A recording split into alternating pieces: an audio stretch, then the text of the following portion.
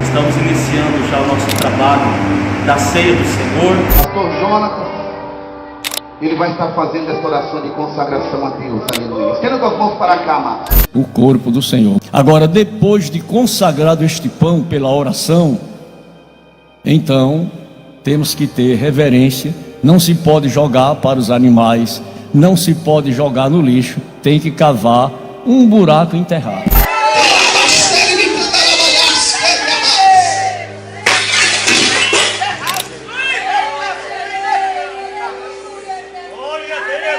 O pão que nos dá a vida eterna. Comer e partilhar esse pão, assim como beber e partilhar o cálice do vinho, que representa o sangue da nova e eterna aliança por Cristo, foi o ensinamento mais importante do Messias.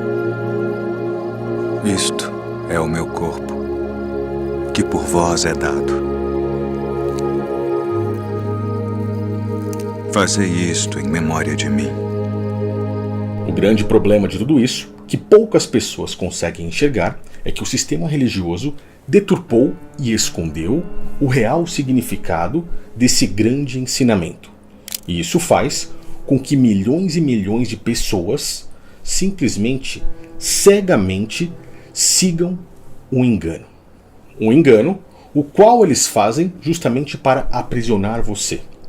Esse engano, o qual eles chamam de Santa Ceia nas denominações protestantes, ou de Eucaristia nas denominações católicas, fazendo com que os ensinamentos de Cristo se oponham àquilo que o verdadeiro Criador nos ensinou, que era uma adoração em espírito e em verdade, se torne uma adoração física, baseada na mentira.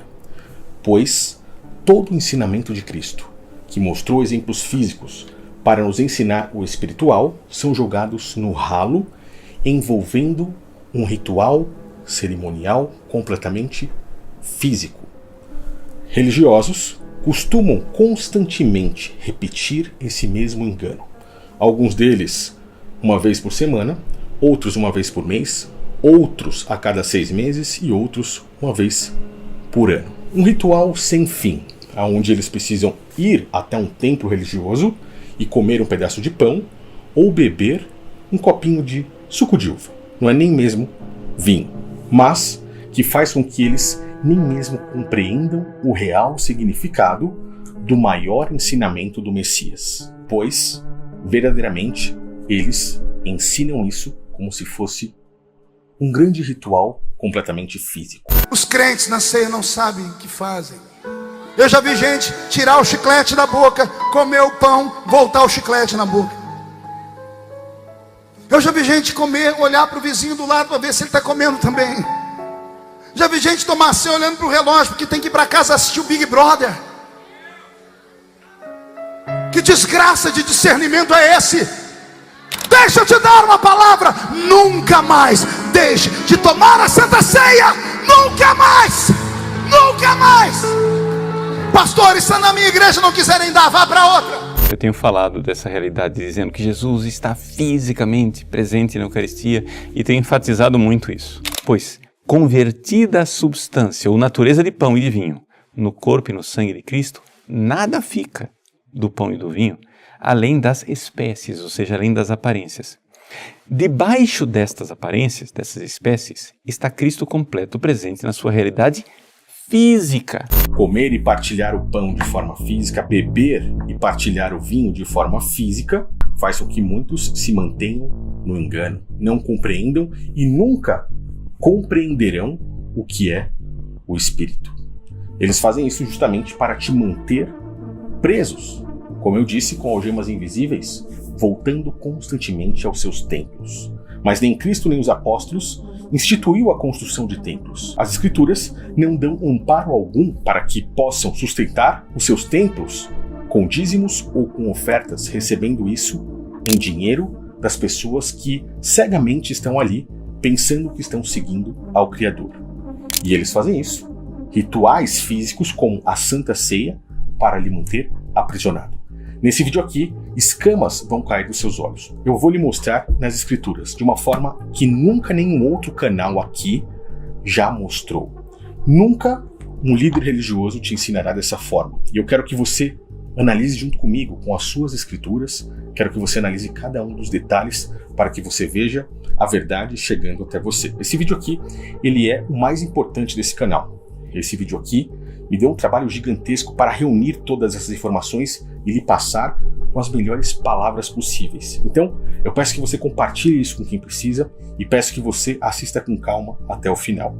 Para que nós possamos compreender o verdadeiro significado do ensinamento de Cristo, a sã doutrina sobre o pão e o vinho, o pão e o seu sangue, o seu corpo, a sua palavra e o sangue da nova eterna aliança, e até mesmo compreender o grande engano chamado de Santa Ceia ou Eucaristia, temos que observar lá atrás, em Deuteronômio 16, quando o Criador instituiu a Israel que eles deveriam celebrar a Páscoa. A Páscoa é o ponto principal para começarmos a entender sobre o pão.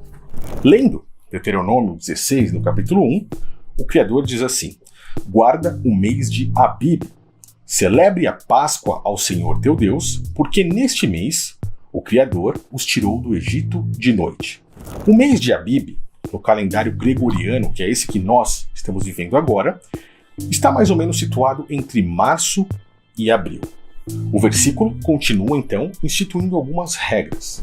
Então, sacrificarás a Páscoa ao Senhor teu Deus, das ovelhas e das vacas, no lugar em que o Criador escolher para se fazer habitar o teu nome. Nós estamos falando de um local físico porque, no Antigo Testamento, antes do sacrifício de Cristo, o Criador não habitava dentro do corpo do homem por conta do pecado de Adão.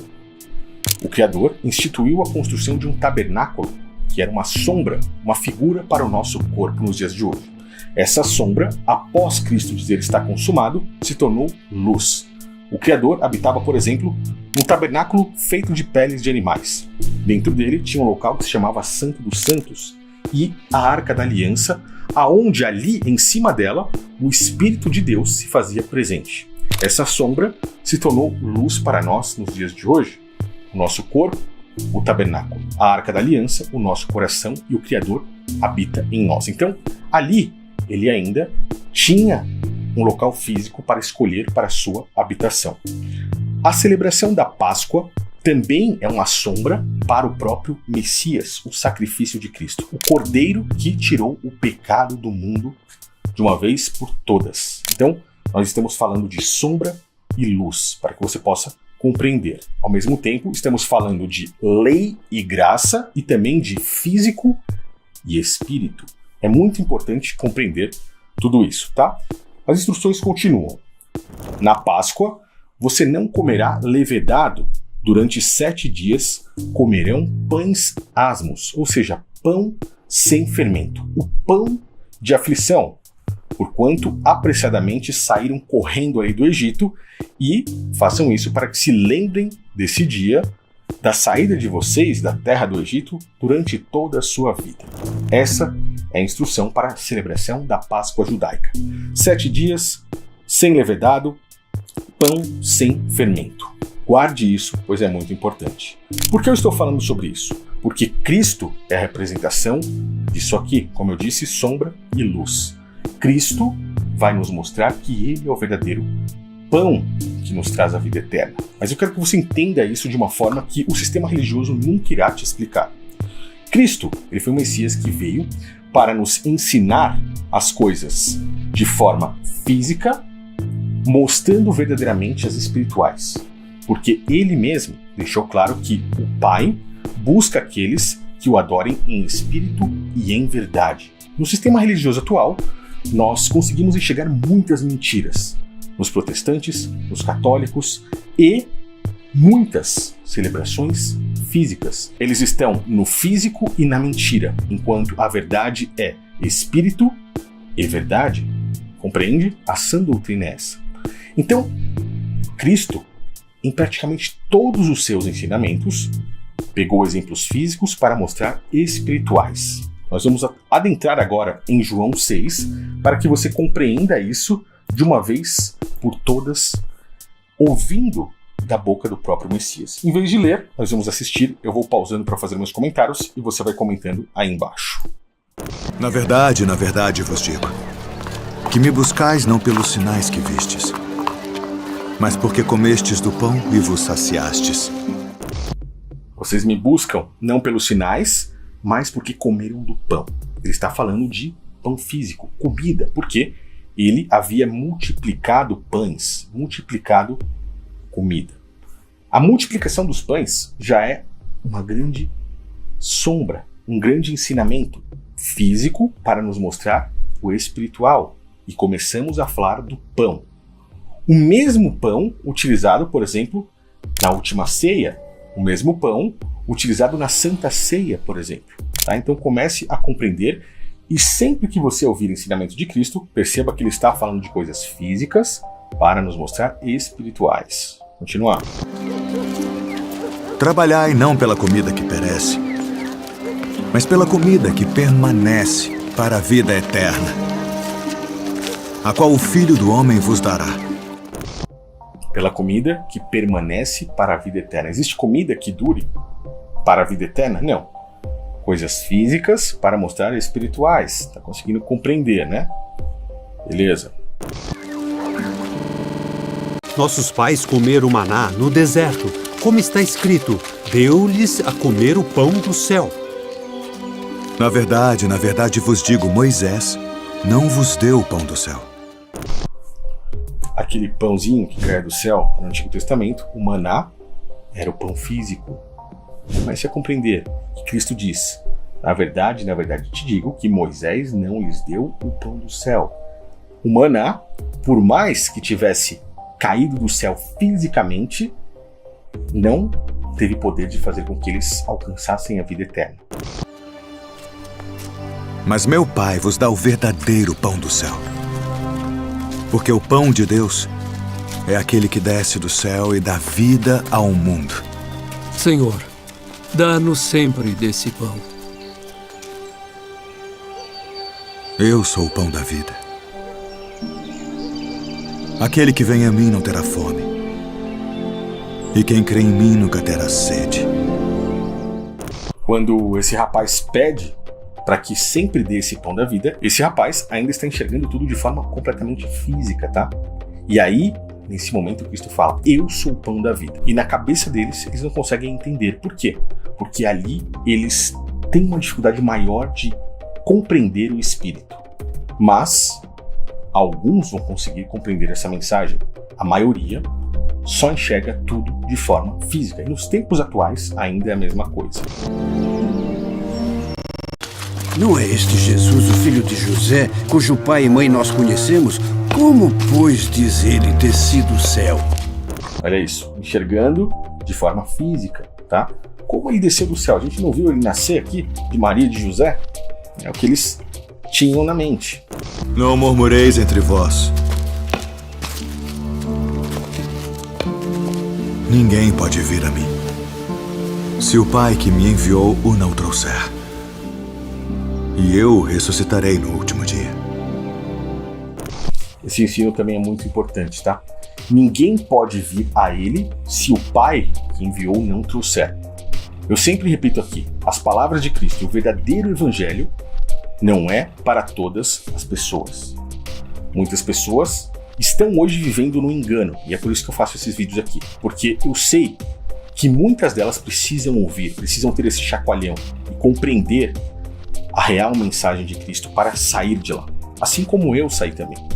Mas muitas vão ouvir, não vão conseguir compreender, vão continuar enxergando as coisas de forma física e vão morrer literalmente no engano junto com os guias cegos, os líderes religiosos cegos, os mercenários que estão, na verdade, preocupados apenas com dinheiro. Nem mesmo eles acreditam no próprio Messias. Por mais que digam aí que acreditem, tá?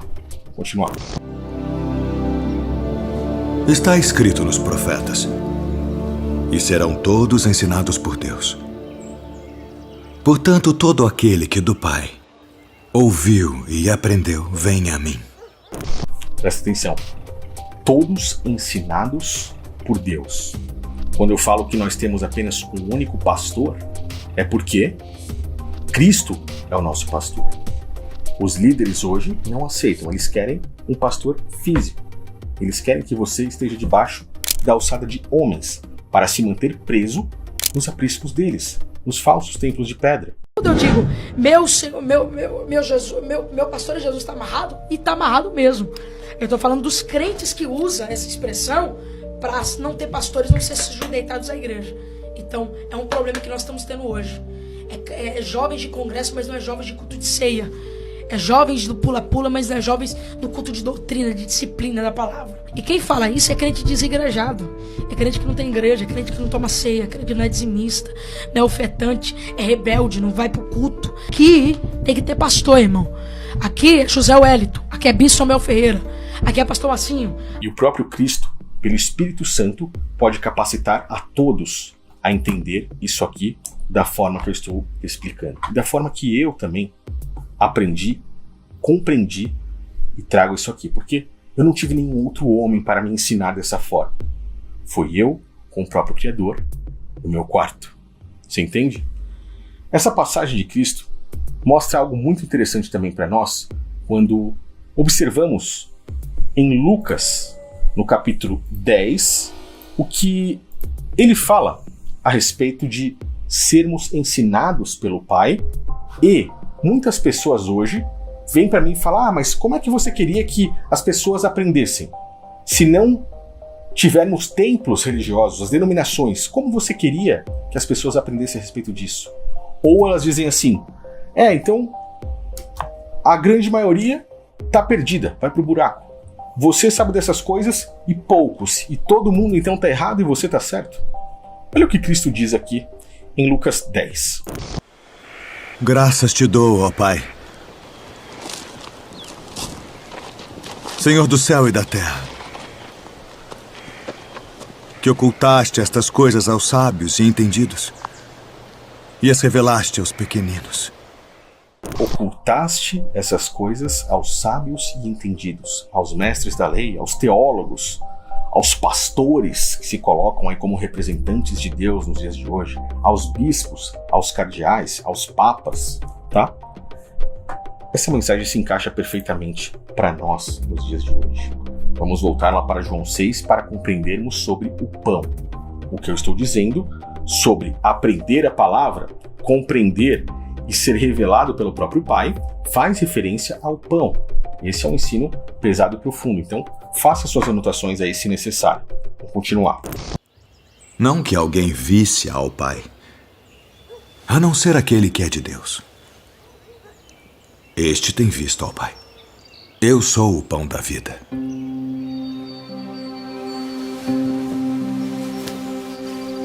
Vossos pais comeram maná no deserto e morreram. Este é o pão que desce do céu para que o que dele comer não morra. Eu sou o pão vivo que desceu do céu. Se alguém comer deste pão, viverá para sempre. E o pão que eu der é a minha carne, que eu darei pela vida do mundo. Como nos pode dar este a sua carne a comer? Como nos pode dar esse a sua carne a comer? Enxergaram de forma física, pensaram já em canibalismo. Ele diz que ele é o pão da vida. Agora nós começamos a compreender sobre o pão da Santa Ceia. Cristo diz que ele é o pão que traz a vida eterna. O povo judeu comeu maná do deserto, o pão físico, e morreu. Ele é o pão espiritual. E ele diz que esse pão é a sua carne. E quem comer a sua carne viverá eternamente. Voltando em João 1 agora, nós observamos João 1, versículo 1. No princípio era o Verbo estava com Deus, o Verbo era Deus. O Verbo é a palavra. Nele estava a vida, e a vida era a luz dos homens. A luz resplandece nas trevas, ou seja, nas sombras. Nós estamos falando da mesma forma que estamos falando de luz e trevas, estamos falando do Antigo Testamento, do físico para o espírito. E as trevas não a compreendem. Por quê? Quem vive no físico nunca vai compreender o espírito. Se você pratica rituais físicos para Deus, você já está no engano. Versículo 14 E o verbo se fez carne, ou seja, a palavra se fez carne e habitou entre nós. É isso que João está falando. Ou seja, a palavra se fez carne. A palavra é a carne dele que você precisa comer. O pão é a palavra. Se o pão é a carne é a palavra, então o pão é a palavra. Você precisa comer a palavra. Tem como comer a palavra de forma física? Não. Eu preciso de um ritual físico para comer a palavra? É isso que vamos ver. Na verdade vos digo que se não comerdes a carne do Filho do Homem e não beberdes o seu sangue, não tereis vida em vós mesmos. Quem come a minha carne e bebe o meu sangue, tem a vida eterna.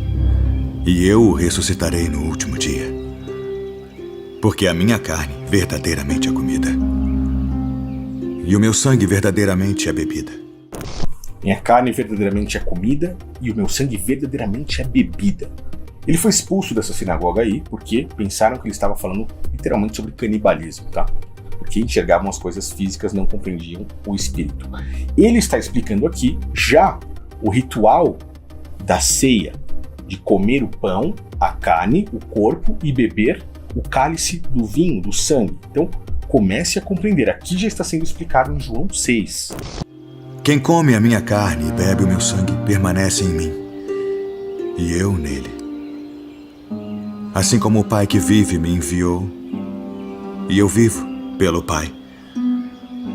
Assim quem de mim se alimenta, também viverá por mim.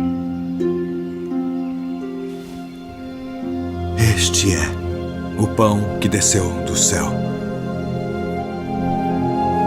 Não é o caso de vossos pais que comeram maná e morreram. Quem comer este pão viverá para sempre. Perceba que o ato de você comer o pão, ele não é repetitivo. Você não precisa ficar comendo o pão várias vezes. Você tem que comer uma única vez. Viver e partilhar desse pão. Assim como o sangue, tá? Físico e espírito. Separe. Aprenda a separar e aprenda que o físico para nada se aproveita. Vamos ver ele falando sobre isso? Duro é este discurso. Quem o pode ouvir? Isto escandaliza-vos? Que seria, pois, se visseis subir o Filho do Homem para onde primeiro estava? O Espírito é o que vivifica. A carne para nada aproveita. As palavras que eu vos disse são Espírito e vida. Mas há alguns de vós que não creem. Por isso eu vos disse que ninguém pode vir a mim se por meu Pai não lhe for concedido. Mas claro que isso é impossível, né? Ninguém pode vir a ele se o Pai não conceder, e é por isso que muitos não acreditam, não aceitam, querem viver nas trevas, na carne, no físico, querem rituais físicos, não compreendem o espírito e não irão compreender. Aqui ele fala: a carne para nada se aproveita, o físico para nada se aproveita. O espírito é o que realmente vivifica. Então, de certa forma, ele já nos deu todas as letras que precisamos para compreender que o pão é a carne é a palavra. Então, o pão é a sua palavra, em espírito, não fisicamente. Quando olhamos outros ensinamentos, por exemplo, quando ele fala com Nicodemos, nós vemos que ele cita exemplos físicos para nos trazer espirituais. Na verdade te digo que aquele que não nascer de novo não pode ver o reino de Deus. Como pode um homem nascer sendo velho? Pode, porventura, tornar a entrar no ventre de sua mãe e nascer? O que é nascido da carne é carne. E o que é nascido do Espírito é Espírito. Não te maravilhes de te ter dito: necessário vos é nascer de novo. Como pode ser isso? Tu és mestre de Israel e não sabes isto. Quando ele está lá com a mulher samaritana também, exemplos físicos para mostrar os espirituais. A água, né, que jorraria como uma fonte para a vida eterna. E digo que quem beber desta água terá sede outra vez. Mas quem beber da água que eu der, nunca mais terá sede. Isso seria ótimo. A água que eu der se tornará dentro da pessoa uma fonte a jorrar para a vida eterna. E, ao terminar a sua conversa com a mulher samaritana, os apóstolos chegam até ele e falam: mestre, trouxemos comida. E ele diz: eu tenho um outro alimento que vocês não conhecem. Por quê? Ele está falando de alimento espiritual. Mestre, temos comida. O que o senhor quer? Eu tenho uma coisa para comer que vocês não conhecem. Te trouxeram comida. Mas que comida? A minha comida é fazer a vontade daquele que me enviou e concluir a sua obra. Da mesma forma que vemos aqui em João 18, quando ele vai ser pego ali pelos guardas romanos e Pedro corta a orelha de um guarda. Nesse momento, o Messias se aproxima de Pedro e diz assim: guarda a tua espada, pois não beberei eu o cálice que o Pai me deu? Não beberei eu o cálice que o Pai me deu. Coisas físicas para mostrar espirituais. Quando lemos lá no início em Deuteronômio que a Páscoa, o pão, deveria ser comido sem fermento, nós agora sabemos que isso é uma sombra para os dias atuais. O pão é a palavra de Cristo. O fermento representa, na verdade, a doutrina dos próprios fariseus. E não sou eu que digo isso. Quando eu falo doutrina dos fariseus, eu estou falando da doutrina dos líderes religiosos. Olha aqui, Mateus 16:6. Cristo diz: acautelai-vos, tomem cuidado com o fermento dos fariseus e saduceus. E tenham cuidado com o fermento dos fariseus e dos saduceus. E eles discutiam entre si, dizendo: é porque não trouxemos pão. E aí os apóstolos não entendiam porque enxergavam coisas físicas. Olha o que os apóstolos dizem: é porque não trouxemos pão. Eles acharam que Cristo estava falando de fermento de pão físico. E aí o Messias, percebendo isso, disse: por que arrazoais entre vós, homens de pouca fé, sobre não terdes trazido pão? Ele fala pouca fé porque eles não enxergam o espírito, só enxergam físico, não conseguem compreender as coisas espirituais. Homens de pequena fé, por que vocês estão discutindo entre si sobre não terem pão? Ainda não compreendem? Não se lembram dos 5 pães para os 5.000 e de quantos cestos vocês recolheram? Nem dos 7 pães para os 4.000 e de quantos cestos recolheram? Não lembram o que eu fiz com os pães físicos, a multiplicação? Como não compreendem que eu não falei a respeito de pão físico? É isso que ele está dizendo. Mas que vos guardassem do fermento dos fariseus e dos saduceus. Como é que vocês não entendem que não era de pão que eu estava lhes falando? Tomem cuidado com o fermento dos fariseus e dos saduceus. Então entenderam que não estava lhes dizendo que tomassem cuidado com o fermento de pão, mas com o ensino dos fariseus e dos saduceus. Ou seja, está falando da doutrina dos líderes religiosos. E isso serve para nós nos dias de hoje. Por quê? Esses ensinamentos feitos nesses falsos templos de pedra, com mentiras de forma física, são doutrinas que eles colocam ali para levedar a massa, estragar a massa. Quando lemos aí, por exemplo, Gálatas 5:9, nós vemos que o fermento, ele expande a massa, ele adultera a massa. Então, tome cuidado com as doutrinas feitas dentro do sistema religioso. A mensagem serve ainda para nós. Como é que você pode ir para o céu se você não participa do corpo e do sangue? Não fui eu quem disse, foi Jesus quem disse: quem não participa do corpo e do sangue não tem vida em si mesmo. E quem não tem vida está morto. E o meu Deus não é Deus de mortos, é Deus de vivos.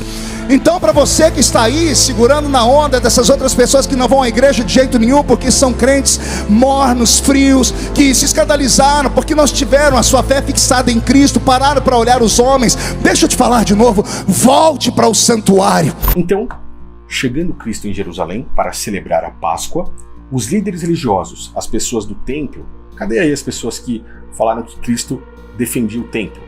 Cadê as pessoas que até hoje acham que Cristo veio para pregar a favor do templo?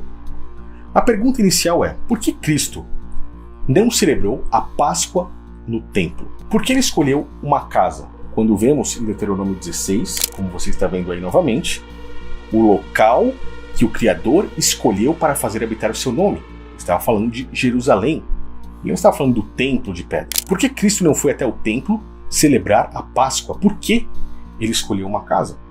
Quando perguntam como orar, Cristo manda você ir ao seu quarto dentro da sua casa. Por que ele não fala para você ir a uma denominação religiosa? Porque ele nunca mandou fazer isso. E cadê aí os líderes que falam que Cristo ensinava no templo? Que Cristo veio pregar a favor do templo, ele gostava do templo, fazia tudo pelo templo. Cadê esses caras agora? Tem irmão que pega e diz assim: olha, o Senhor Jesus bateu de frente com o templo, o Senhor Jesus acabou com o templo. Tu está todo errado. Jesus orava Jesus ia para o... E quando orares, não sejas como os hipócritas, pois se comprazem em orar em pé nas sinagogas e às esquinas das ruas para serem vistos pelos homens. Mas tu, quando orares, entra no teu aposento e, fechando a tua porta, ora a teu Pai que está em secreto. Por quê? Olhando no momento em que estava chegando a celebração da Páscoa, os líderes religiosos, sacerdotes do templo, saduceus, fariseus, mestres da lei se reuniram na sala do sumo sacerdote Caifás, o sumo sacerdote do templo, e planejaram como iriam matar ao Messias. E é aí que tudo começa, pois a partir de agora entraremos no verdadeiro ensino da última ceia do Messias. Perceba que eu não falei Santa Ceia, eu falei a última ceia. Este cálice é o Novo Testamento no meu sangue, que é derramado por vós.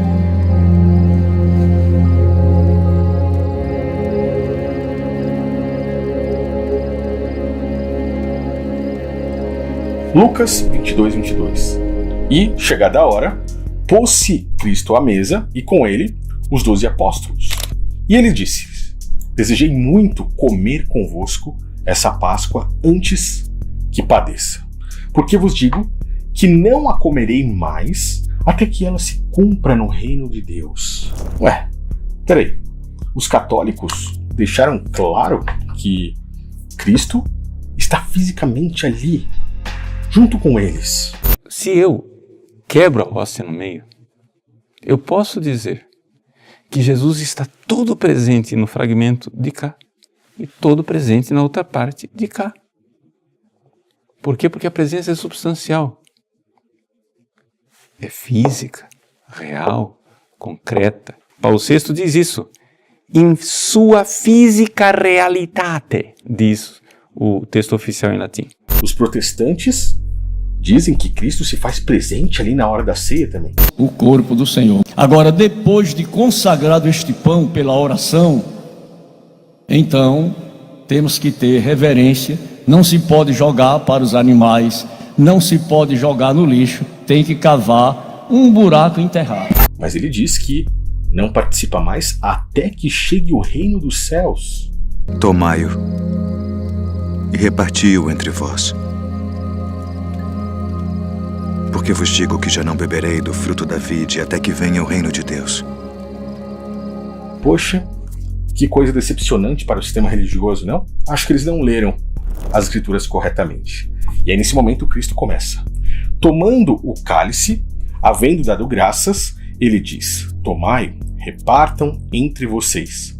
Porque vos digo que já não beberei do fruto da vide até que venha o reino de Deus. O pão e o vinho, o corpo e o sangue. E tomando o pão, havendo dado graças, partiu esse pão e deu aos discípulos, dizendo: isto é o meu corpo, que por vós é dado.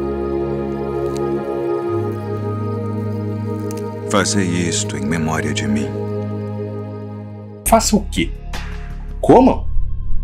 Não, nem mesmo a palavra comer está aí. Está falando de partir, repartir, partilhem. O que era mesmo o pão? O pão simbolizava a palavra, ou seja, partilhem a palavra em memória de mim. Está conseguindo compreender? Semelhante a isso, ele tomou o cálice depois da ceia e disse: esse cálice é o Novo Testamento no meu sangue, que é derramado por vocês. Ali, Cristo está consolidando a nova aliança. Ali, Cristo está consolidando o sangue da nova aliança. O Evangelho, as boas novas, a graça, a salvação. Partilhem toda vez que vocês beberem. Vivam isso e compartilhem com o próximo, com os outros.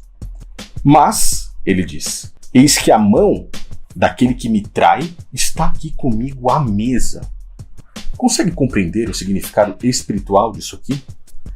Judas Iscariotes, o traidor, ele participou da ceia de forma física, ele comeu o pão e bebeu o cálice do vinho. Ele trocou Cristo por dinheiro, traiu o Messias, o vendeu. Sabe quem Judas Iscariotes representa? O próprio sistema religioso. Eles estão à mesa com o Messias. Estar à mesa significa ter intimidade. Eles comem o pão físico e bebem o vinho de forma física, mas não compreendem o espírito. E são os mesmos mercenários que vendem ao Messias praticamente todos os dias. É a última vez que eu falo, Samuel de Souza doou o cartão, mas não doou a senha. Aí não vale. Depois vai pedir um milagre para Deus, Deus não vai dar, vai falar que Deus é ruim. Assim, ó, esse mês eu dizimo, no outro mês acho que eu não vou dizimar não. Eu dizimei aqui, outro vou dizimar. Não existe isso. Porque como é que a gente conta? Primeira realidade que eu falo sobre a bênção em ofertar e dar o dízimo. Ele não reprova o dízimo. Ele diz, ó, deveis, porém, fazer essas coisas. Vocês devem continuar trazendo o dízimo. Dá pelo menos um salário mínimo de dízimo, porque aí você vai ter uma renda de 6 mil e pouco, não é isso? Você que é dizimista, traga seu dízimo. Você que é ofertante, traga a sua oferta. Você que não é nada, não traga nada. Permaneça como você está, né? Um alguém ingrato, um alguém que não participa. Eu vou oferecer uma semente de um aluguel para que o Senhor possa abrir a porta para eu ter a minha casa própria. Eu não creio que o Espírito Santo queira palmas. Ele quer que você nos ajude a pagar as nossas contas. Mas o senhor há de convir comigo que os padres têm uma dificuldade muito grande de manter a estrutura da paróquia, assim como os pastores também precisam pedir a ajuda do dízimo aos seus fiéis. Você vai fazer o seu cheque e você vai vir aqui na frente agora para mostrar para esse mundo que o nosso Deus não nos deixa ser covardes.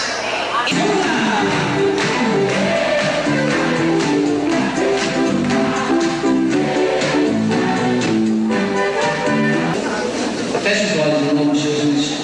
3 minutos. Senhor, meu Deus e meu Pai.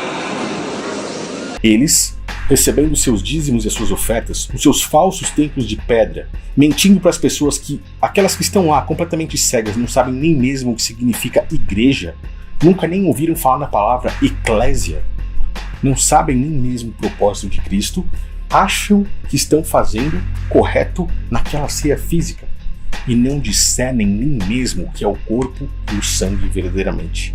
Judas Iscariotes, o traidor, é o próprio sistema religioso, segundo as Escrituras. É uma sombra, uma figura para o sistema religioso. Ele estava ali à mesa, comeu também o pão e o vinho e saiu para traí-lo.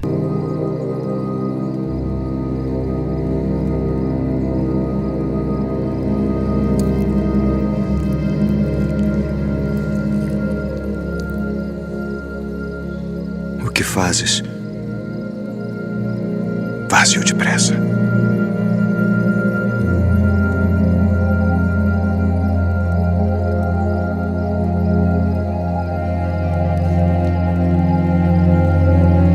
Saia desse engano. Não faça mais parte disso, porque as Escrituras estão muito claras agora aos seus olhos. Estão muito claras aos nossos olhos. E também entre eles houve contenda.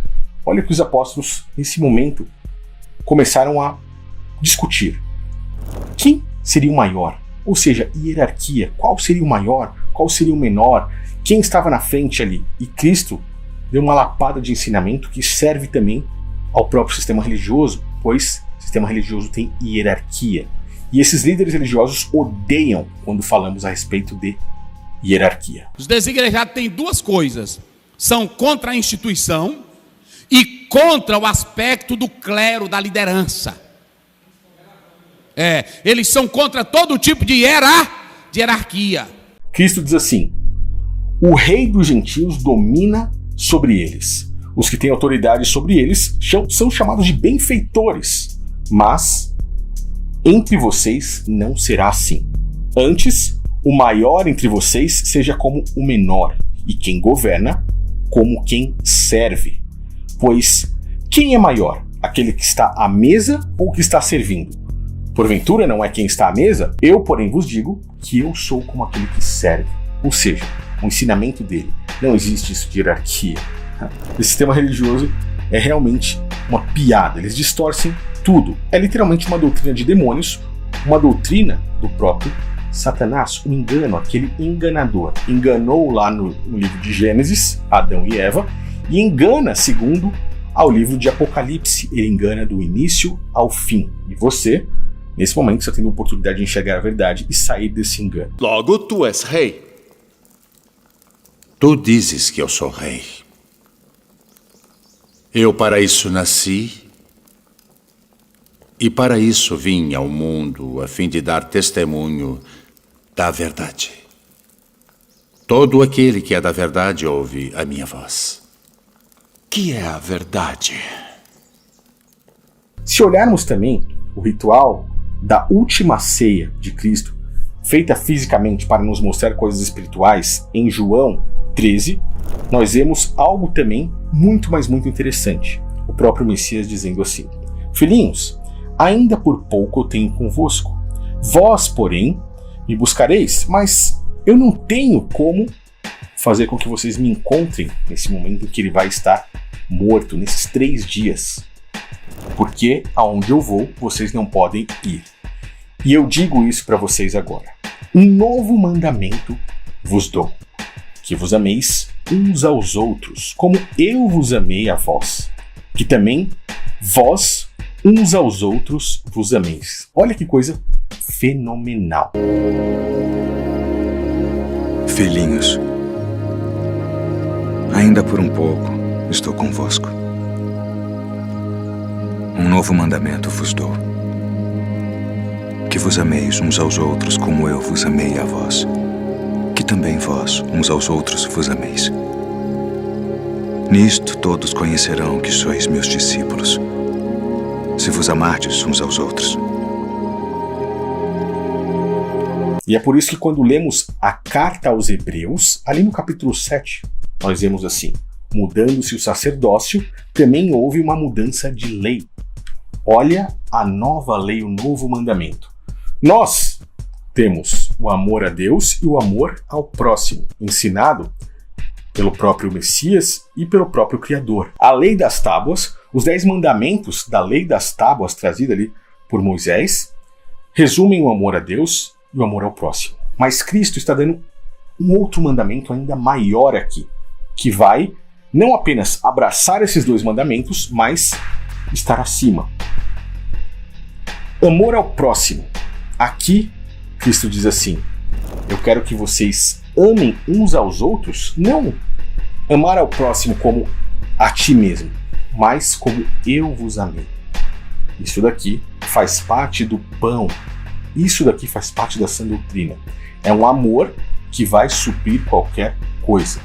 É por isso que quando olhamos, por exemplo, em João, na primeira epístola de João, no capítulo 4, versículo 20, ele diz assim: aquele que diz eu amo ao Criador e odeio ao meu irmão é mentiroso. Por quê? Quem não ama ao irmão, a qual viu fisicamente, como poderia amar a Deus que não viu? Ou seja, esse mandamento de Cristo, ele abraça o amor a Deus e o amor ao próximo de uma forma ainda maior. Ame ao seu próximo, não como a ti mesmo, mas como Cristo vos amou. Tá? É isso que ele ensina aqui. Isso faz parte da sã doutrina. E os líderes religiosos não estão preocupados em lhe falar a respeito disso. Eles estão preocupados, literalmente, com grana, com seu dízimo, com as suas ofertas. Na sua igreja é permitido tomar ceia sem ser batizado? É permitido. Na sua igreja é permitido dar o dízimo sem ser batizado? Por que não vai ser permitido tomar ceia sem ser batizado? Você vê a preocupação desses caras qual é? Por isso que eu estou falando. Largue os rituais físicos, materiais, carnais, e apegue-se nos rituais espirituais, porque os físicos só vão te aprisionar fisicamente, mas a verdade vos libertará. A verdade está aqui para que você seja liberto, e é isso que eu estou trazendo, é esse pão que eu estou partilhando com você nos dias de hoje e que dificilmente você encontrará. Você talvez nem imagine o valor, a riqueza disso aqui, tá? 1 Coríntios 11, no versículo 16. Está aí o texto o qual eles amam para representar a Santa Ceia. Vamos compreender isso aqui agora. Eu disse que esse vídeo pode ficar um pouco mais longo que o normal, mas você precisa entender. Aqui o apóstolo Paulo estava fazendo uma certa repreensão à igreja de Corinto, falando sobre mulheres podem usar véu, mulheres têm que usar véu, não têm que, o cabelo é isso ou aquilo, ou seja, dissensões, discussões, disputas. E aí o apóstolo usa desse momento em que ele está falando sobre essas disputas para dar uma carcada maior ainda nesses caras. Ele começa assim: se alguém entre vocês quiser ser disputador, contencioso, nós não temos esse tal costume e nem mesmo as pessoas do Criador. As igrejas são pessoas. O grupo de pessoas, a eclésia, chamados para fora do sistema religioso. Aquelas pessoas que seguem ao Messias, não temos esse costume de sermos disputadores. Lembra sobre o que os apóstolos discutiram lá sentados ali na mesa? Hierarquia, disputas. Tá? Então, Paulo começa a se lembrar disso. Nisto, porém, que vou dizer agora, eu não vos louvo. Porquanto, quando vocês se juntam, não é para melhor, senão para pior. Eu já fiz um vídeo aqui, eu recomendo que você assista, onde eu disse: congregar nos tempos atuais pode fazer com que você perca até mesmo a sua salvação, pois você está congregando para o engano. E ser cúmplice desse engano, de acordo com o livro de Apocalipse, fará com que você tenha que dar conta disso no dia do grande julgamento, por fazer outras pessoas participarem desse engano, por defender esse engano. Então, você precisa tomar muito cuidado. Aqui Paulo está dizendo: vocês se juntam para pior, congregam para pior. Seria melhor nem mesmo fazer isso, porque estão indo para a ruína e perdição por conta de práticas que estão sendo feitas nessa congregação, nessa reunião.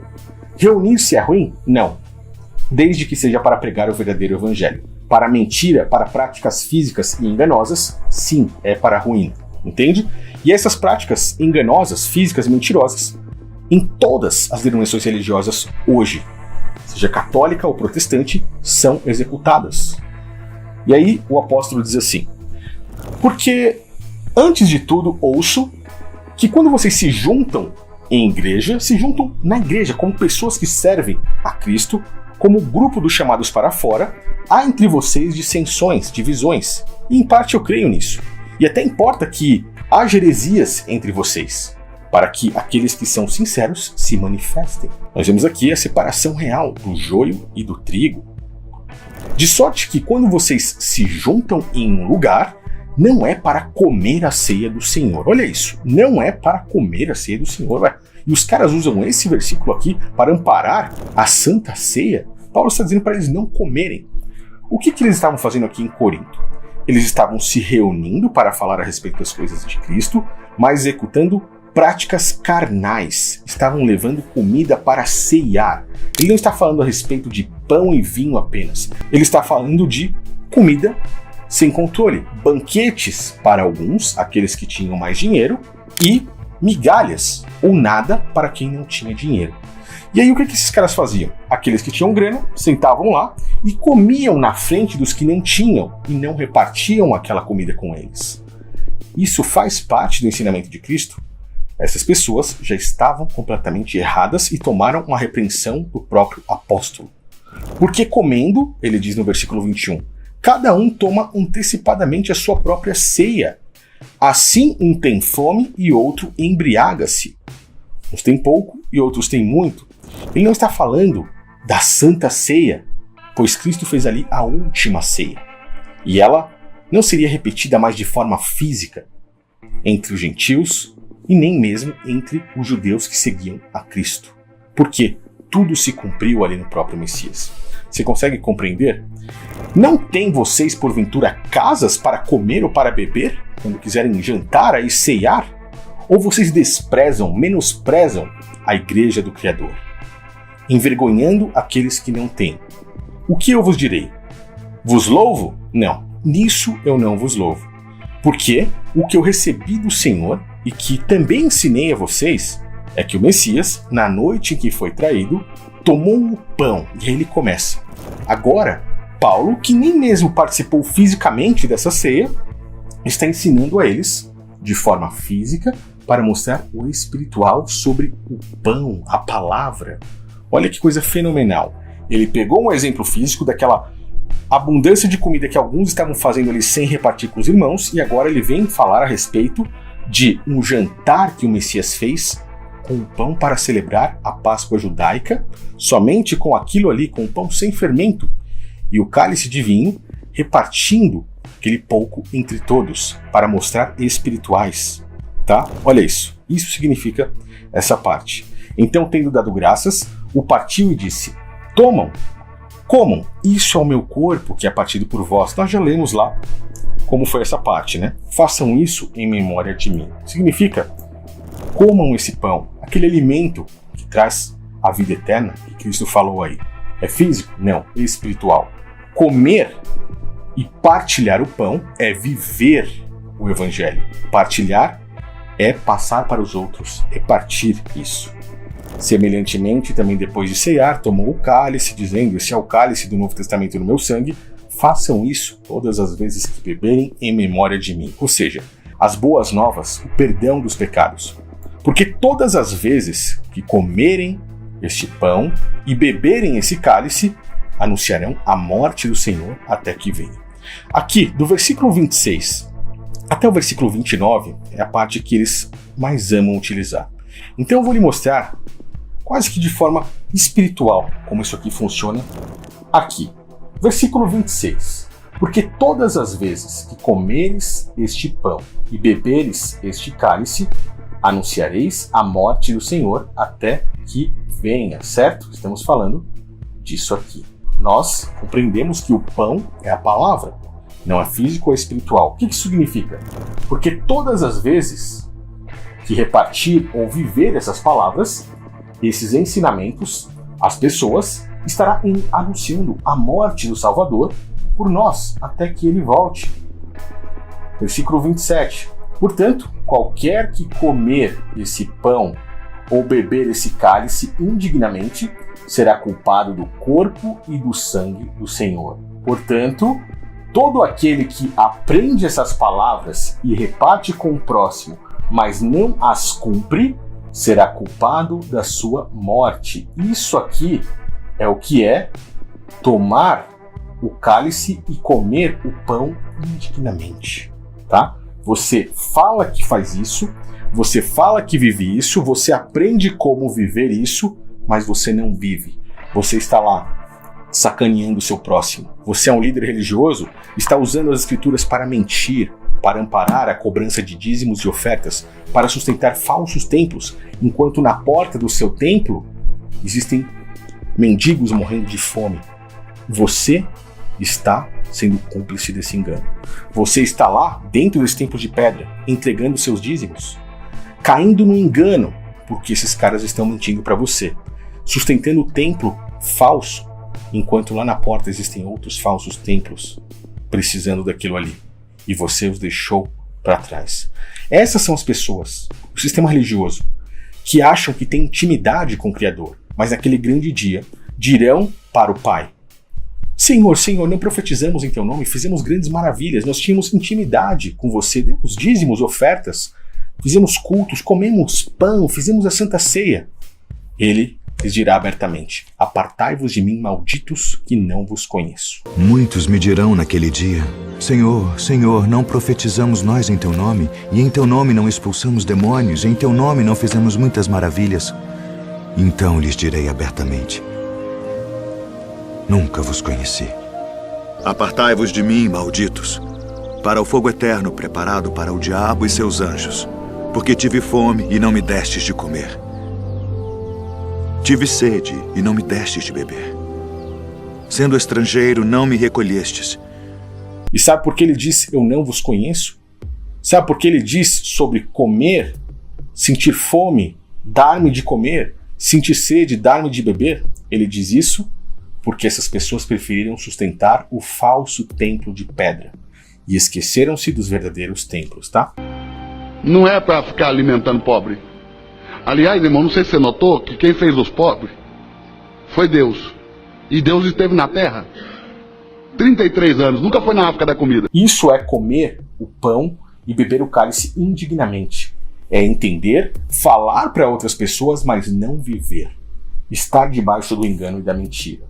Saia desse sistema religioso. Examine-se então o homem a si mesmo e assim coma desse pão e beba desse cálice.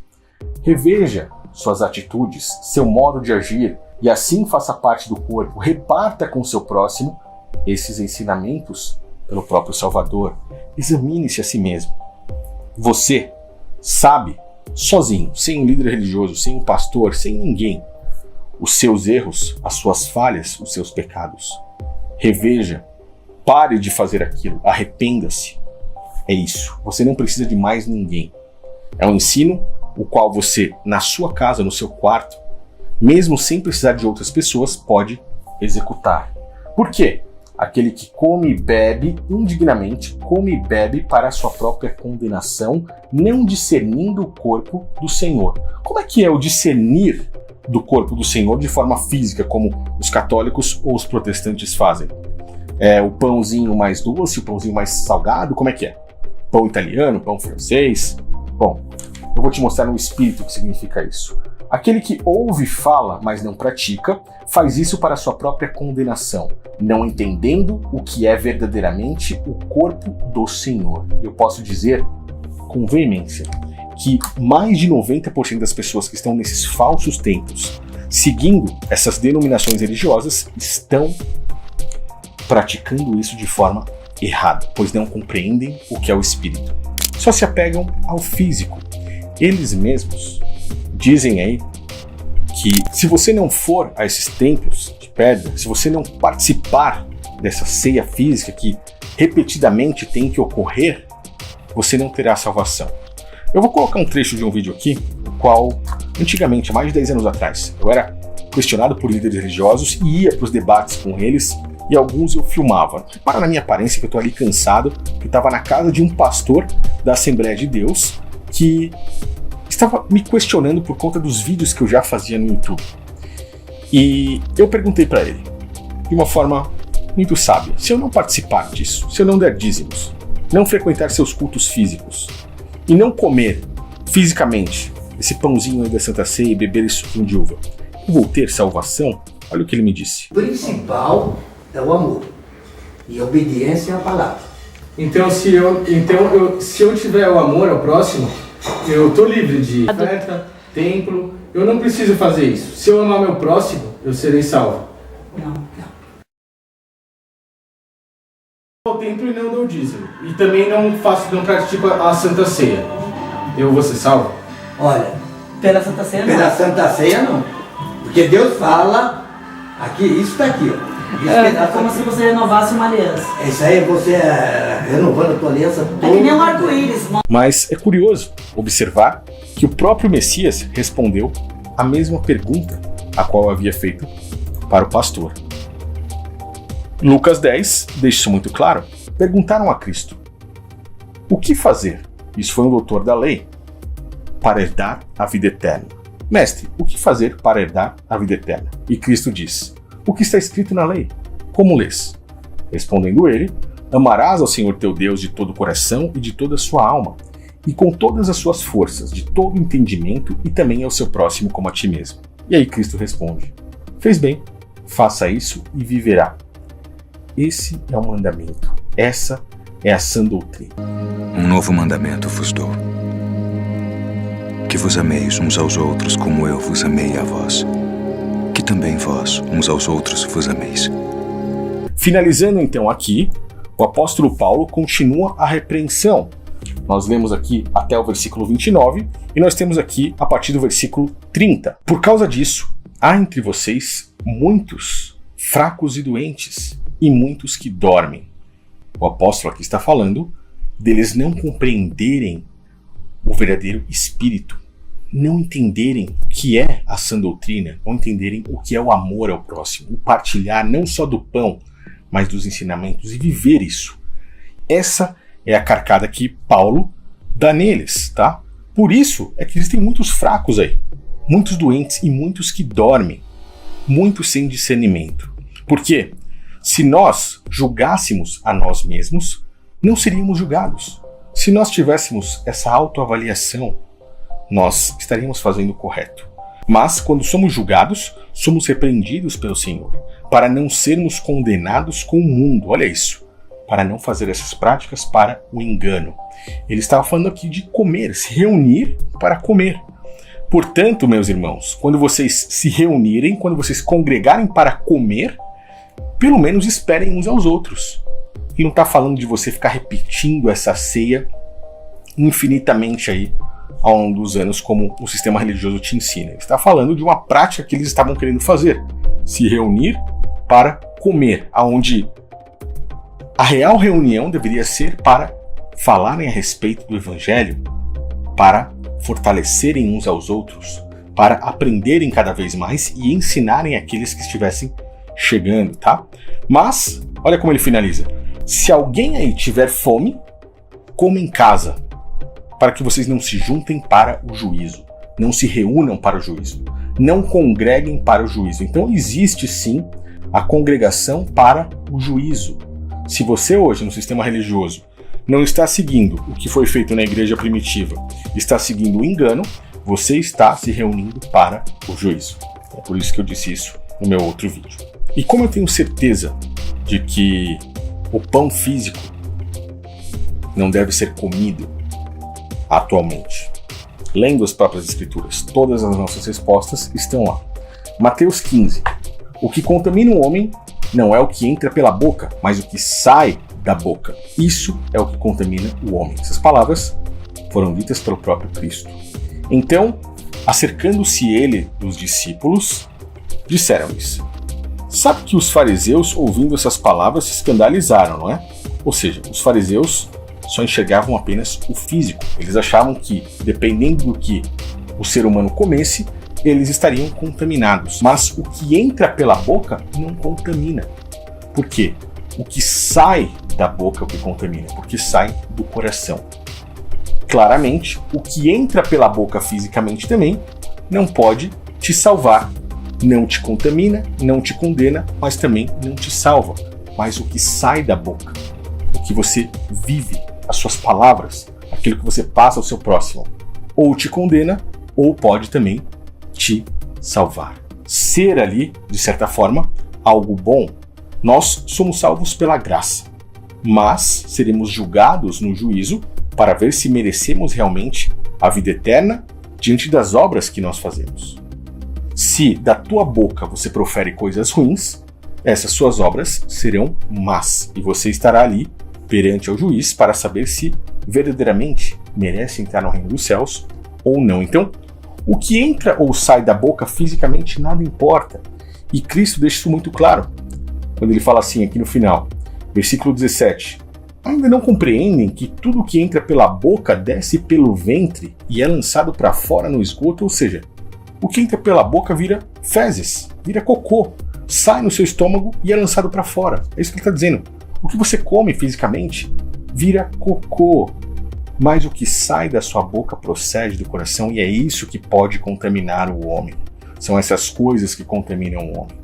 Porque do coração procedem os maus pensamentos, mortes, adultérios, fornicação, furtos, falsos testemunhos e blasfêmias. Olha que ensinamento maravilhoso. Físico para nos mostrar o espírito. Percebe? O pão físico de nada se aproveita. Aquele suquinho de uva de nada se aproveita. O que vivifica é o espírito, que dentro do sistema religioso poucos conhecem. E eles fazem essas doutrinas justamente para te prender, te aprisionar lá, fazer com que você volte mais e mais vezes e arranquem a lã e a gordura dessas ovelhas. Pois o que eles querem é mentir, amparar aonde não existe dízimos e ofertas e arrancar o dinheiro da população. Por isso, eles inventam essas doutrinas, colocam esse fermento na palavra, no pão, e querem te manter preso lá a vida toda. A Santa Ceia, ela é repetida porque é um momento que eu e você, nós vamos nos autoexaminar. A Santa Ceia, ela é uma ordem. Quem foi que ordenou ela? O próprio Cristo. E para finalizar, eu vou deixar um trechinho no documentário para que você compreenda que essa prática de comer o pão físico não foi ensinada por Cristo, mas o catolicismo romano, a religião universal, a palavra católica significa universal, com o Deus que Constantino adorava, que era o Deus Mitra. Não é à toa que a razão social, junto com o CNPJ das denominações católicas romanas hoje, é Mitra Arquidiocese, porque esses caras não adoram ao Criador, eles adoram a Mitra. Por isso que eles comemoram o dia 25 de dezembro, é o dia do Sol Invictus, é o dia de Mitra. A razão social dos caras é Mitra Arquidiocese. E o próprio Mitra tinha um ritual de se comer pão fisicamente, de se fazer uma ceia com pão, com vinho. Esses caras estão ligados ao paganismo e não às coisas de Cristo. Por quê? Cristo não veio para as coisas físicas, ensinou com coisas físicas o espiritual. A verdadeira adoração é espírito e em verdade.